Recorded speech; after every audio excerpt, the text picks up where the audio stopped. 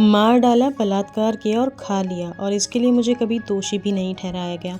मेरा नाम इसे सगावा है और मैं 1981 में अकथनीय रूढ़ता के कृत्यों को अंजाम देने के लिए जाना जाता हूँ।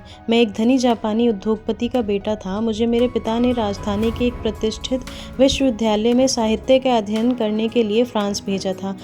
11 जून 1981 को मैंने अपने विश्वविद्यालय के डच छात्र रेने हर्टेवेल्ट, जो उस समय 24 वर्ष की थी, उसको अपने अपार्टमेंट में फुसलाकर बुलाया। ऐसा करने के लिए मैंने जर्मन में एक कविता रिकॉर्ड करने में मदद की ज़रूरत का नाटक किया, जिस भाषा में रेने को महारत हासिल थी। जैसे ही उसने कविता पढ़ी, मैंने बंदूक निकाली और इसके सिर के पीछे गोली मार दी।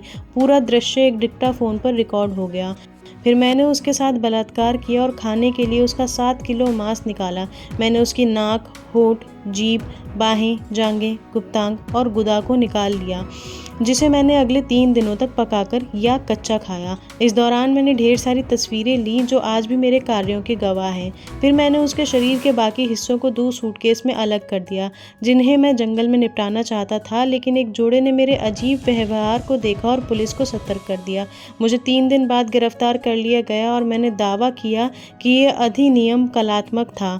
मैंने पुलिस से ये भी कहा कि अगर मेरे पास फ्रीज़र होता तो वो मुझे ढूंढ नहीं पाते, क्योंकि तब मुझे मानसिक विकारों से पीड़ित माना गया था और इसलिए फ्रांसीसी कानून के तहत आपराधिक रूप से जिम्मेदार नहीं था। मुझे कभी दोषी नहीं ठहराया गया और जापान स्थानांतरित होने से पहले मुझे एक अस्पताल में नज़रबंद कर दिया गया। चूँकि फ्रांस में मेरा मामला खारिज कर दिया गया था, जापान में मुझे कभी दोषी नहीं ठहराया गया। पिछले नवंबर 73 वर्ष की आयु में मेरी मृत्यु हो गई।